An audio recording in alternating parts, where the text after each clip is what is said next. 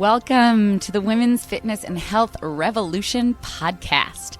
There is so much noise on the interweb these days about what women should and shouldn't be doing when it comes to their fitness and health.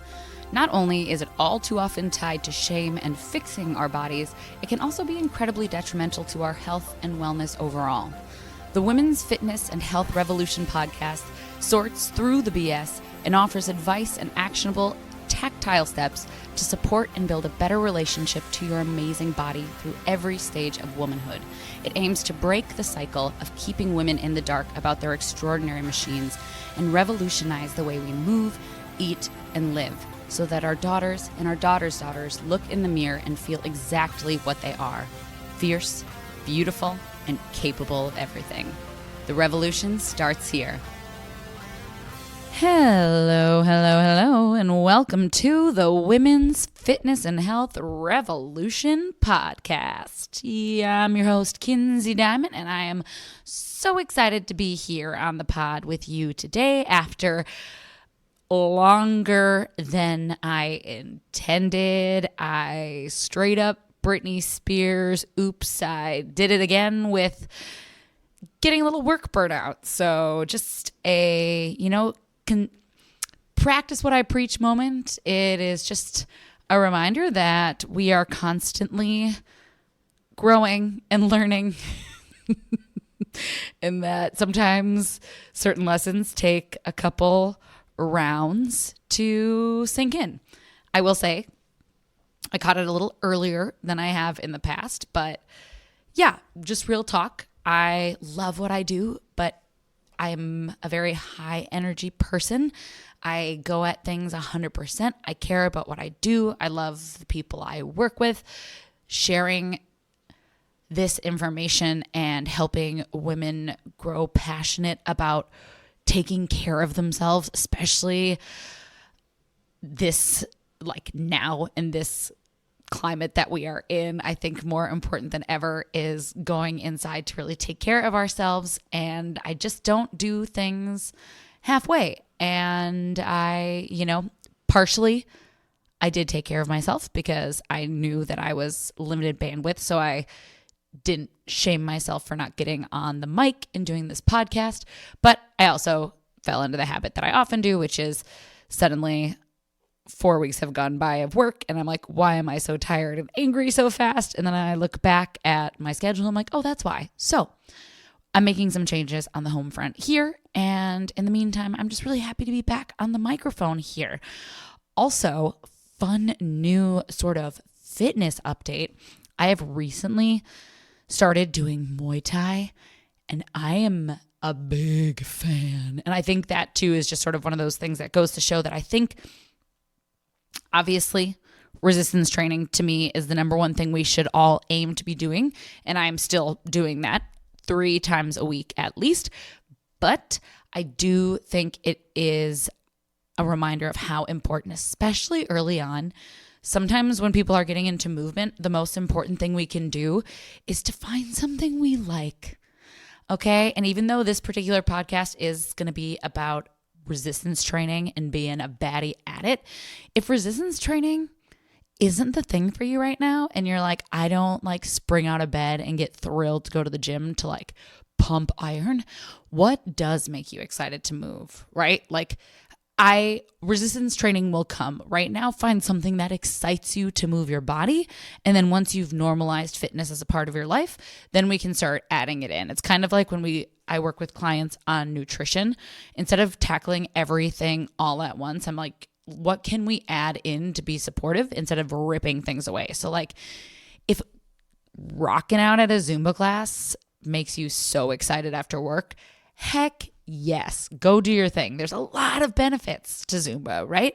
Dancing is honestly, in terms of like stress release, for me, one of the most powerful things for just like shaking through it. And, it's a great form of cardio. You're moving your body multidimensionally. You're getting a lot of core. You're with a community. Like every style of movement has when we're doing it in a healthy way, has incredible benefits, right? It's just that resistance training is the way that we build muscle. And we know now that muscle is body armor. So when we're talking about aging and aging well, we can't ignore the fact that we do have to resistance train. Again, if we're talking about the nutrition, like I agree, I think it's important to have balance in the way we eat, but we also non-negotiable, we need protein, right? So anywho, find what you love to do and then trust that as you learn to love movement a little more, that resistance training will find its place. As always,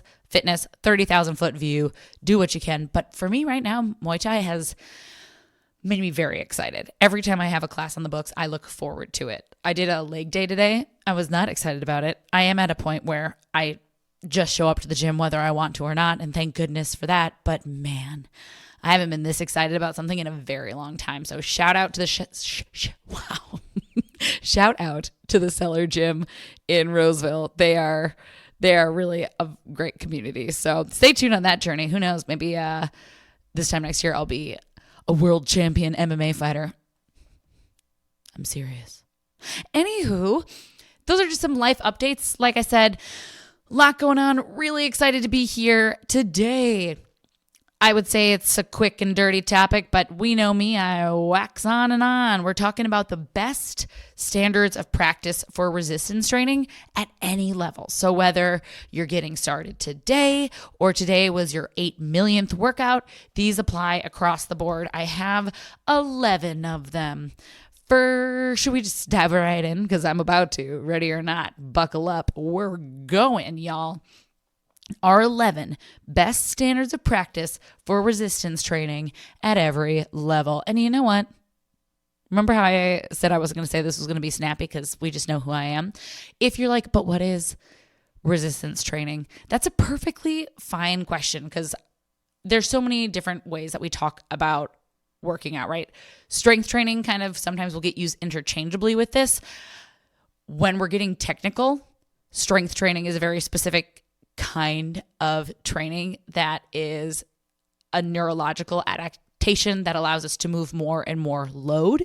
It doesn't necessarily always lead to more and more muscle, which is why I decided to label this best standard of practice for resistance training. When it comes to building muscle would be like the long version. Resistance training is when our body is resisting load and moving, right? So that could be body weight squats. It could be barbell squats. It is just whenever we are resisting a load against gravity, that is resistance training. So what are the 11 best standards of practice? 1, start with and keep coming back to the basics. This should be no surprise if you listen to this podcast at all, but form is everything in my book, because if we aren't moving well,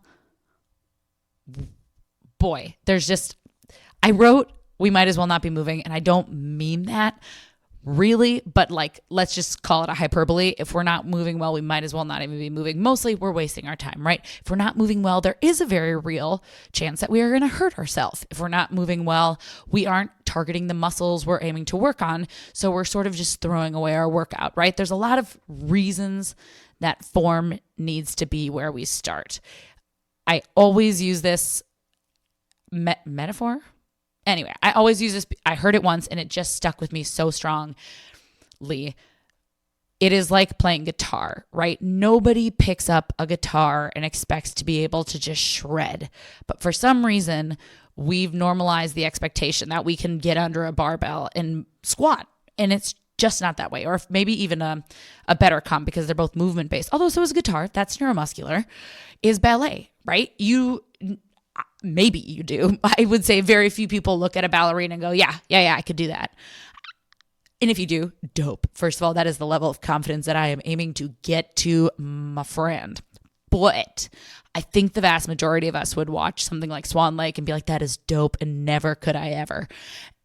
First of all, yes, you could. I'm a big proponent or believer that we could train our body to do anything. But the point is that we understand, watching that performance, that there was a lot of development that went into even being able to do a pirouette, let alone however long that ballet is.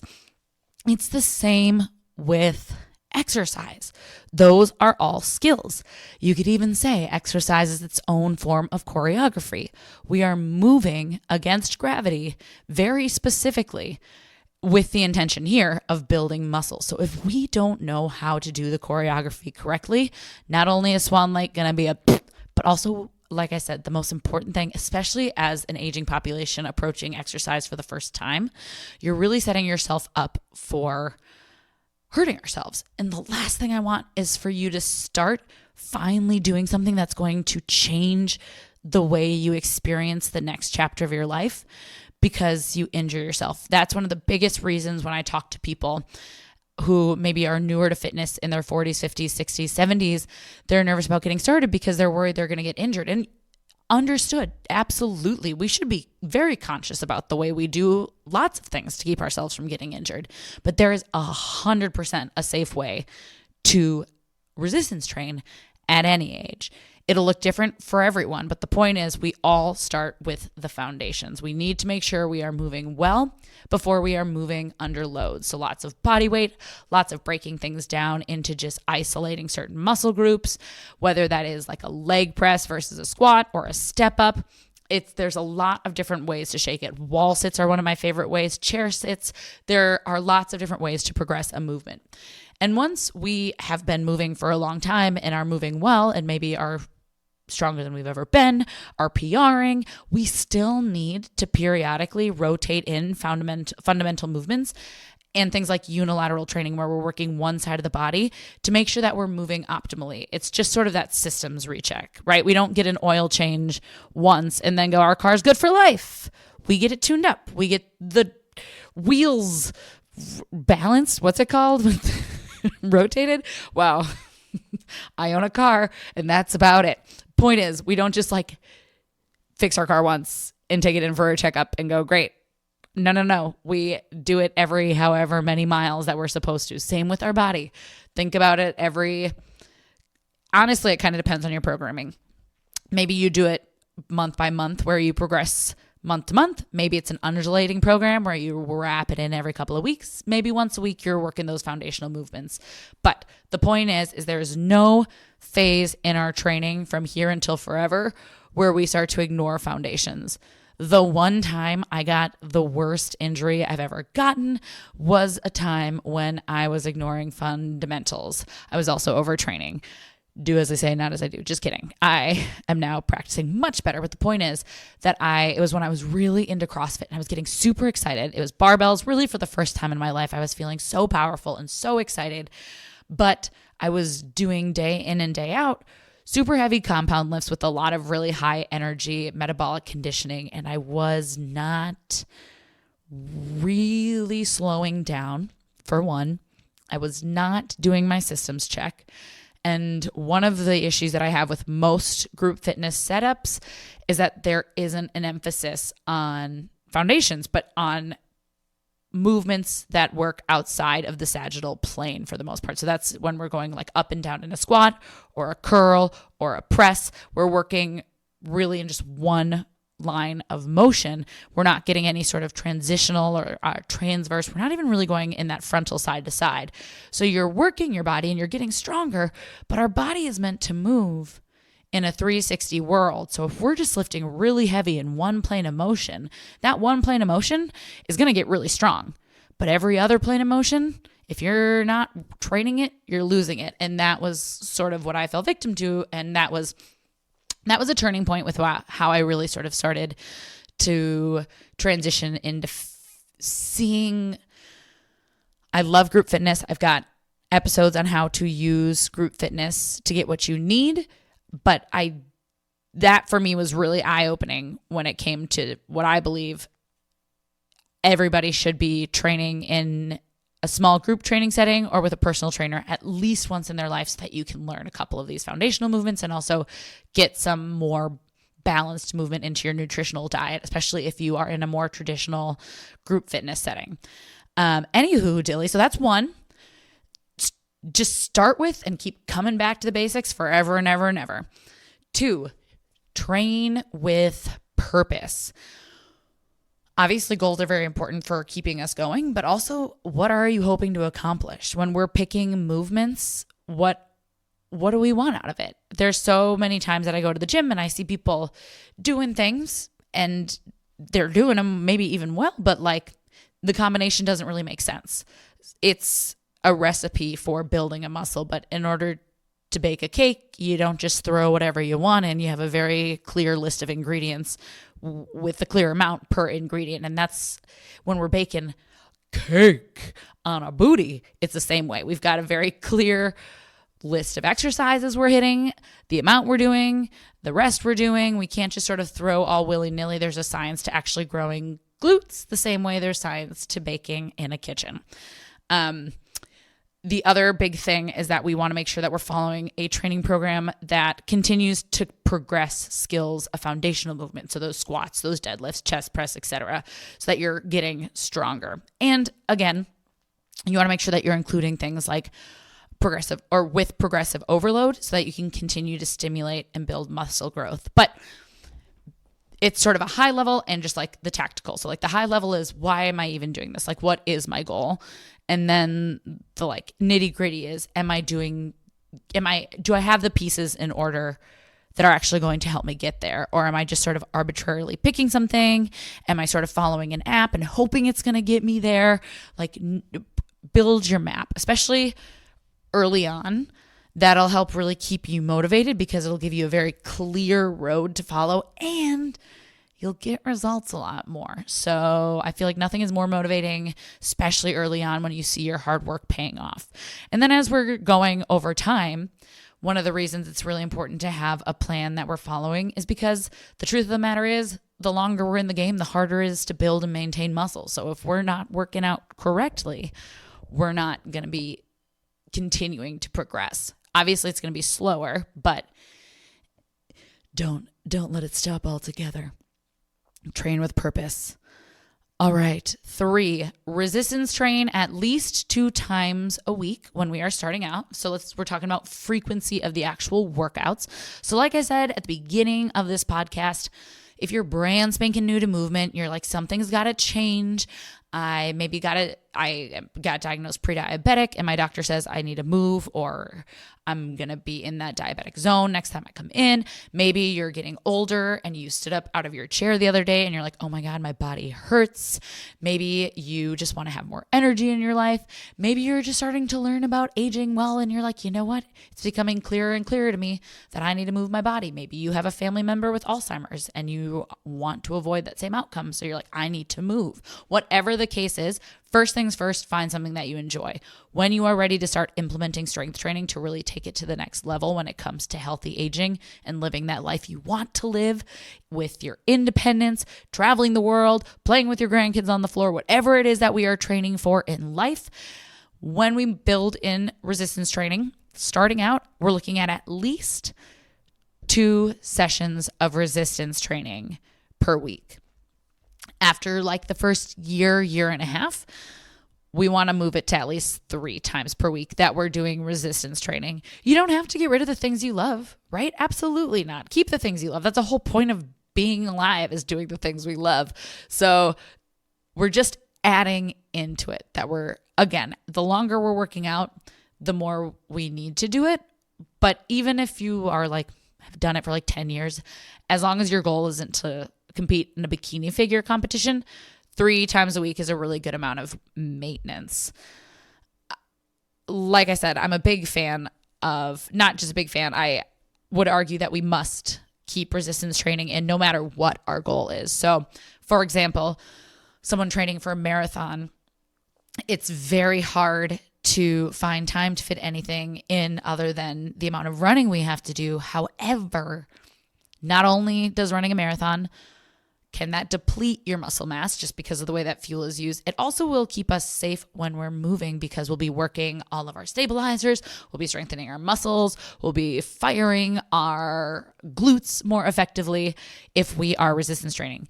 That does not mean we're going to be lifting heavy, right? So different phases require different things. But like I said at the beginning, resistance training can be body weight. So maybe while we're training for our marathon, a resistance training session looks like 30 minutes of body weight movements that involve a circuit of wall sits, walking lunges, glute bridges, push-ups, and pull-ups, right? Like we can adjust to what we need. Or maybe it looks more like something that's working really on targeting stabilizers in the legs. You've got donkey kicks, clamshells, things like that, right? Things that support our running. But the point is we don't stop resistance training just because we've got another goal. We keep it on the table. And then when our marathon is done in the off season, we bring it back to those heavier weights. Okay. 4, make sure we are working every major muscle group each and every week. I'm not going to lay in too hard for this one. I'm just going to put in the show notes a link to our last episode that I did, which was on the 9 foundational movements that we are trying to hit each and every week. 5, this one is how many sets of each muscle group do we need each week? So we know the 9 foundational movements we need, but how many times do we need to target each muscle group? So how many times do I need to target my quads each week? How many times do I need to target my butt, my chest, my back, my shoulders? And the answer is, as always, it's going to depend on where you're at in your fitness journey. If you're brand spanking new, the science shows that for beginners, getting at least 10 sets per muscle group each week is enough to stimulate muscle group or muscle growth, that hypertrophy. But the longer we are lifting, surprise, surprise, it's got to be closer to that 15-20 range. And again, going back to training with purpose, if we're training for body recomp where we're looking to like compete, etc., you're going to look at even more 20, 30 plus per muscle group. That's just a totally different style of training. So for our purposes today, just maintaining and building over a lifetime, thinking at least 15 to 20 for more experienced lifters. And if you're like, what is a set? That just means, so if I were doing chest presses, let's say, and I did 3 sets of 10, a set would be every time I lifted 10 times. So the sets are the groups of reps. So the reps are the individual chest presses and the sets are the 10 chest presses. So you want to get at least 10 per week. That can be kind of steep if you're just starting out. So if you're brand spanking new and you're like, I'm having trouble just making time for things, break it down even more. Aim for 5 sets each week, shorter workouts, and just start again normalizing getting fitness into your life. That is priority number 1 when you're brand new, is just making time, even if it's 5-10 minutes, to normalize moving your body. These standards of practice are really things that will evolve over your journey with weight training, with resistance training. Okay. 6, rest between your sets. So a lot of times I guess I shouldn't assume what you're listening to, but I know that I hear a lot of talk about big rest between strength training. And that is true when we are strength training. Remember at the beginning of this episode, how I said I didn't label this standards of practice for strength training because technically strength training is a very different style of training than what we're talking about, which is building muscle and sustaining muscle, which is that hypertrophy. So strength training, when we're doing those heavy compound movements, you do want to give your body like 2 to 5 minutes to fully reset between each set, because you're not just resting your muscle, you're resting your muscle, you're replenishing ATP so that you can use all the energy right away. You're also resting the nervous system. So there's a lot physiologically that needs to recover when you're going super duper heavy. Again, totally different style of lifting. For our purposes here, hypertrophy, building that muscle, we're looking more at, again, depending on how new you are to weight training, the goal is to find like 30 to 60 second rest between sets. You still want your muscle to be a little bit fatigued because, again, we're trying to stimulate that muscle to actually grow. This is the one style of training where the fibers in the muscle are changing. Pretty cool, right? If you're newer to fitness, especially, feel free to take up to 90 seconds. The most important thing is that we're able to lift well, remember. So if waiting 30 seconds before getting into squats puts you in a place where you're going to hurt your back, don't do it. It's not the end of the world.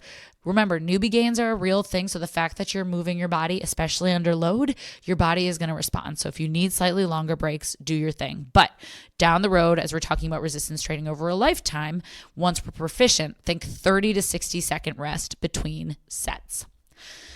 7, how heavy do we need to go to build muscle? Okay. Obviously, we want to lift heavy, but heavy, again, is relative. And the fun news is I have a whole episode dedicated to this puppy, which I will also put in the show notes. But the long and short is when we are talking about reps in a set for hypertrophy or muscle building, you're looking at that 8 to 12 rep range. Now, there are plenty of studies that show you can get hypertrophy with anywhere from 6 to 30 reps, but sort of the agreed upon number and like the more realistic number is 8 to 12. So 8 to 12 reps with 1 to 2 reps in reserve. What does that mean? It means that when I am done with that 10th chest press, I could only do 1 to 2 more. If I could do 5 more, I didn't go heavy enough. If I have limited weights, like maybe I just have a set of weights at home, that would be where increasing your rep range would be the thing to do, right? So you would go, well, I get ahead of myself. Here's a tangible way to test it, whether you're at the gym or, like I said, you're at home with a limited set of weights. One way to test it is to, when you are moving proficiently and you know that you're safe, do the amount, as many reps as you can safely until you either can't complete a rep. So like if I was doing a chest press, I couldn't quite press it all the way up. I hit that failure, or I know that I couldn't do it with good form. Like I'm squatting and I'm feeling my form dissipate. And I know that if I did another rep, I wouldn't be able to squat well. When you either get to that failure point or when you are no longer able to accomplish that rep with good form, that is your failure point. So say I did 15 chest presses and on my 15th chest press, I couldn't quite complete that chest press. I'm going to subtract 2 and I'm going to aim for then 13 reps, because on that 13th rep, I could still technically do 1 to 2 more reps. Does that make sense? Feel free to drop questions to me at my email, kinsey.diamond@gmail.com, or hit me up on Instagram at kinsey.does.the.fitness. I'm happy to go over it with you. I also am going to be dropping in to the show notes the guide, my free beginner's guide to strength training that will break this down for you and give you examples also. But the point is that that's just one way to test, especially like I said, if you only have one set of weights at home, say you just have 20s, you're like, I really don't know how many chest presses. Do it, like I said, safely. And then when you get to that failure point, subtract 2. That's usually a pretty good number to aim for when you're getting started. So the point is, when we get to that 8th to 12th rep, if you know your body, if you're like, man, I could keep going, and you're at the gym, you got to go up in weight. If you're at home and you're like, man, I could keep going, go until you're right near that point of fatigue. So we don't necessarily want to hit fatigue. We want to hit right before fatigue. I heard this on a podcast the other day too, that I really liked. Your last rep should look like your first rep when we're talking about form. So with muscle build, we don't want to break down our form. We want to be moving well the entire time. So maybe you're like a little bit shaky getting out from that squat, like your muscles are firing and they're starting to really fatigue, but form-wise, you're looking just as clean. We're not swinging, we're not exploding, we're moving the same way we moved on that first one, just more fatigued. Okie dokie. Like I said, we also have a full episode dedicated to this, and we have the beginner's guide to strength training, which I definitely recommend downloading. Okay, 8. This is a big one for today. Not every day is going to be a PR or a personal record or the heaviest lift we ever do. When we are getting started in our workout, so let's just say we're working 3 sets today of every exercise we're doing. So we're doing squats, we're doing lunges, we're doing glute bridges, we're doing donkey kicks. We're doing 3 sets of all of those. Use your first 1 and then maybe 2 sets to see how your body is feeling. to decide how heavy you can go on that last one. We're going day by day. We're looking for the heaviest we can go safely that day. Sometimes PRs will be there. We'll lift heavier than we have before, and it's super exciting. And some days we won't. Some days we might be lifting significantly less. So today for me was a really good example. I have this fistula. I think I've talked about it on here before. Man, that's a whole other thing that I am just kind of like maybe going to do an episode on, because it's been crazy navigating the healthcare system with this. I basically have not been able to sit directly on my butt since December, and I'm just finally getting surgery for it. But the point is that I've had to modify the way that I approach leg days, because squats and deadlifts really hurt this injury. So I have been working a lot on hip thrusts. Now, this is more strength than hypertrophy, but stick with me. I was doing it pretty much every weekend, and I was able to get up to 400 pounds on my hip thrust for 3 reps. Today, I went to do my hip thrust, and I maxed out at 365. That is okay. That does not mean I'm getting weaker. There are a couple of reasons. 1, I haven't been able to hip thrust in probably 2 weeks. 2, I opened 3 days in a row, which meant that for 3 days in a row, I was getting 5 hours of sleep because I was opening at 3:10 a.m. As I mentioned at the beginning of this podcast, have been pretty burnt out on work. I'm very deep into my luteal phase. My period is right around the corner. Point here is there are a lot of contributing factors to the amount of weight our body can move safely each day. Some days we're going to feel like rock stars. We're banging it out. Some days we're showing up and we're doing our best, and we're finding that top weight we can move safely for that day. It does not mean you're backsliding. It does not mean you're not getting stronger. Your body is great. You're doing amazing. All we're doing is looking for that activation point. And day to day, it'll be a little bit different. Yes, PRs are exciting, but do not get discouraged when you're not constantly hitting them. It's kind of like when we think about weight loss, we shouldn't constantly be losing weight, right? Eventually we'll be no pounds and not exist. There needs to be a taper point where we get to our ideal body weight, where our body is very happy. A lot of times we hit that plateau when it comes to strength training. There is a weight that our body kind of just stays at with lifting for a little while. Eventually we'll probably be able to build upon it, but not every single time. And even when we do build upon it, there are going to be plenty of days where our body's like, hell no, girl, no way. So not every day's a PR. Don't get discouraged because of it.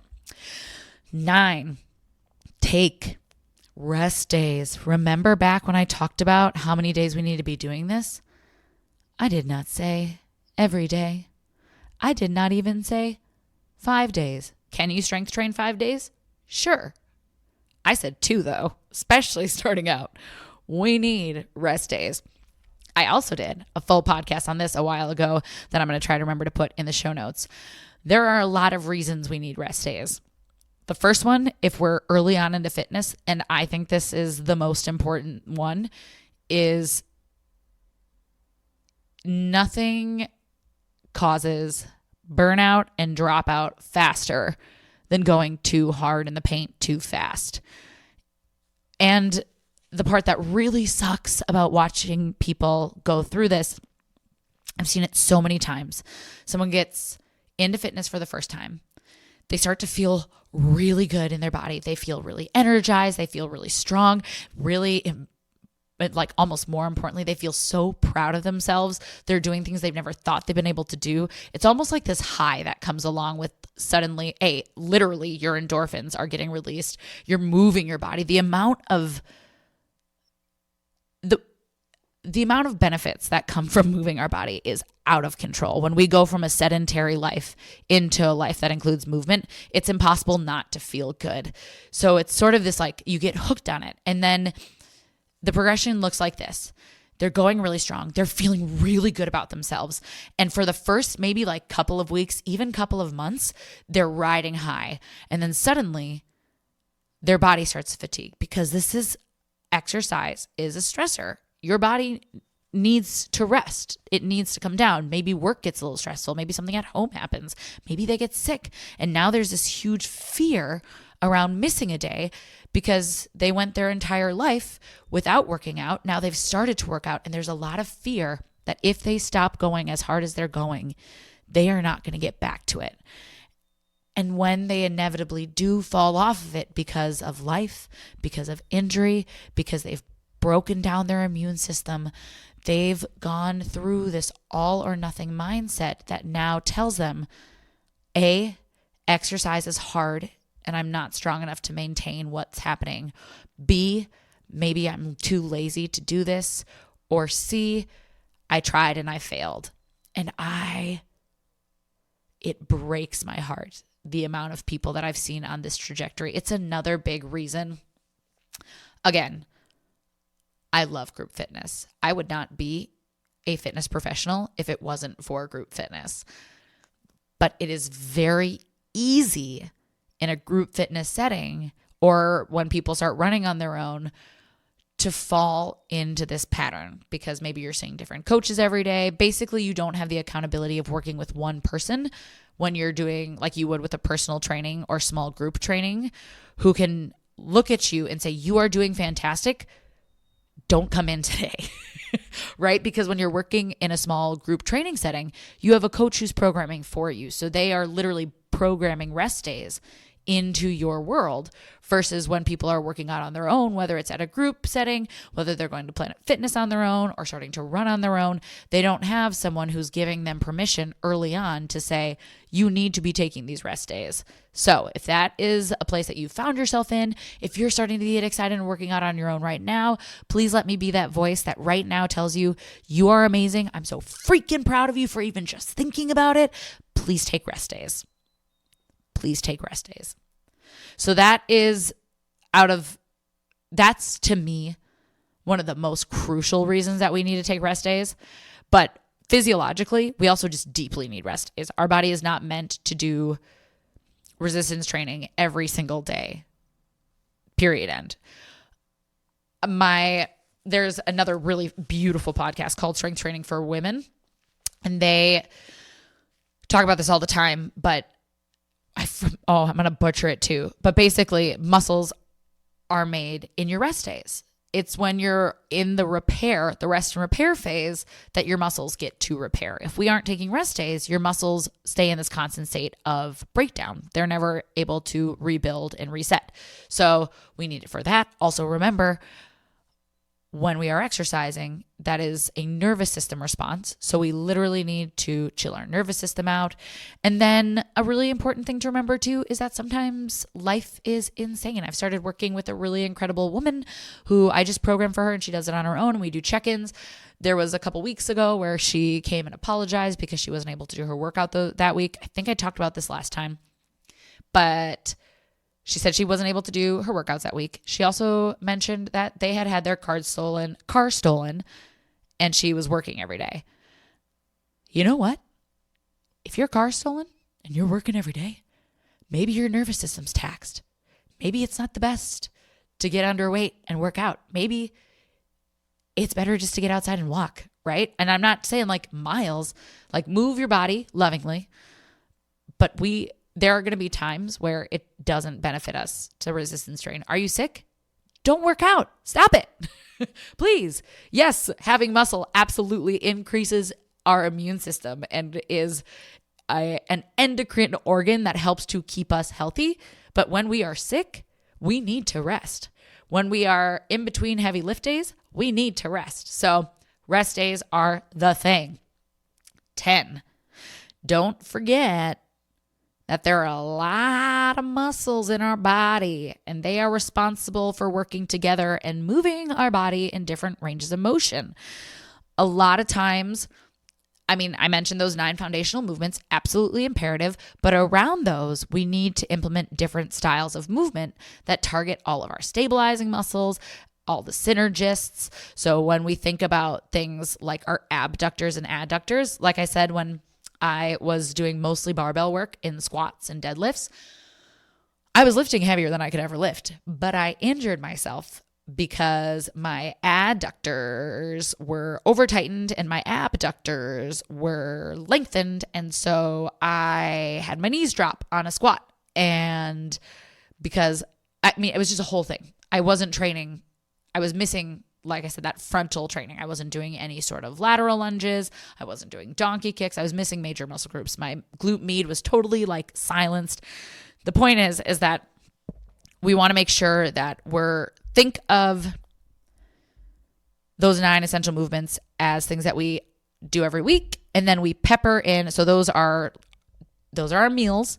And then we change the flavors of the meals. The little spices are the different types of movements that work stabilizers, that work in rotator cuffs, that work in rotational movements to help support our spine, open our hips. Like I said, all the stabilizers of the leg, working in biceps and triceps, just remembering that there are a lot of muscles in our body and we need to make sure that we are supporting our entire skeleton, all of our joints, all of our planes of motion. Because again, our body is meant to move in a 3D world or 3D, 360, whatever. We're into move, baby. Anywho, dilly. Yeah. But if I fall off a curb, for example, it's not my squats necessarily that are helping me survive that fall off the curb and not roll my ankle. It's the fact that I do balancing and lateral bounding and lateral lunges and yoga. I'm doing things that support the stabilizers so that when I catch myself, all the stabilizers in my ankle respond. My foot muscles react. My nervous system responds, right? So there's all sorts of different little bits of training that need to be peppered into just alongside of those 9 foundational. Again, yet another reason why finding something like a small group training gym is a really solid idea, because you have someone who knows your body and is helping you work through and with that in mind. Okay. Sorry, I'm just so proud of myself for making this long again. 11. And most importantly, did you guess it? Stay consistent.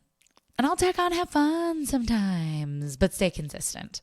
That is the thing that changes everything. 30,000 foot view is consistency. You miss a week, no big deal. You miss a month, just come back into it. It's not the end of the world. We're looking at this over a lifetime. I would much rather have you do it, like I said, those 2 days a week consistently than 5 days a week every couple of months. Figure out what works for your life to make this a part of your life, not your whole life, just a part of your life. The cool thing is just having this as a small part of your life consistently enhances the way we experience our whole life. It's pretty dope. So, like I said, I am including that beginner's strength guide or beginner's guide to strength training. Hello, Kinsey. But really, it's the beginner's guide to resistance training.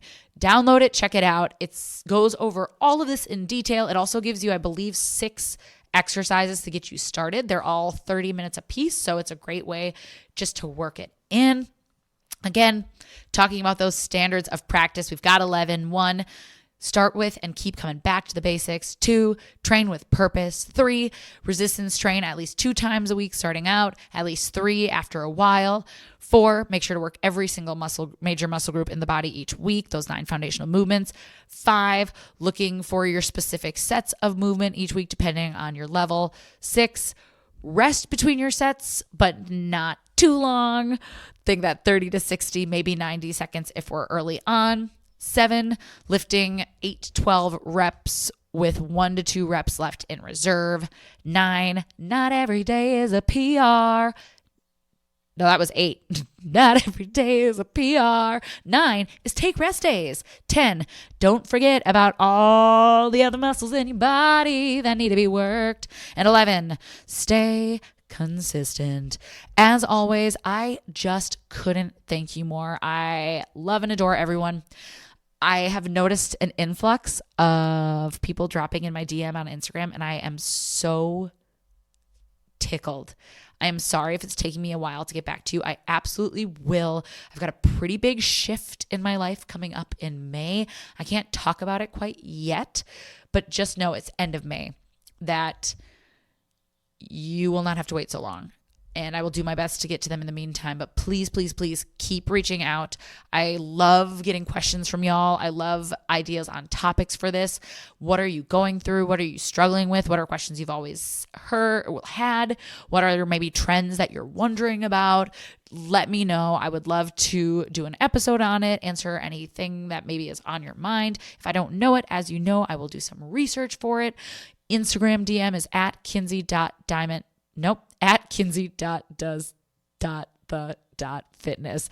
Y'all, I hope we're all getting sleep out there. I'm so proud of you all. Thank you for coming here today. Thank you again, as always, to everyone who takes time to leave reviews. You mean the world to me. Thank you to everyone who takes time to listen to this podcast. Wow, I can't believe you're out there. Just keep taking care of yourself one day at a time. Remember, we don't have to be perfect in this. Have fun. This is all about life should be enjoyable, right? I think that's kind of the big overarching theme that I've taken away from this last bout of workaholism, is that life is too short to not find things that make us happy. It is too short to not spend most of our moments with the people we love and who support us. The people we surround ourselves with are the most important folk. They certainly affect the way we feel. And our health is everything, right? Because if we're not healthy, we just can't show up in the world. We just can't. Sending so much love and light to all of you. Thank you for being patient while I got through this last little bit of life stuff. I'm so excited to be back here, and I can't wait to connect soon. In the meantime, keep taking care of your beautiful bodies. They are so freaking worth it. Aroo!